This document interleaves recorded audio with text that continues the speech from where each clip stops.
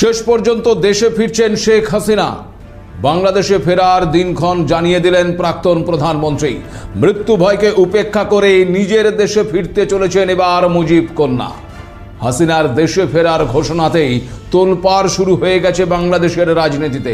সংবাদ মাধ্যমে হাসিনার মন্তব্য প্রকাশ্যে আসতেই তার বক্তব্য প্রচারের ওপর দেশের সংবাদ মাধ্যমগুলোর জন্য নিষেধাজ্ঞা জারি করেছে বাংলাদেশ সরকার।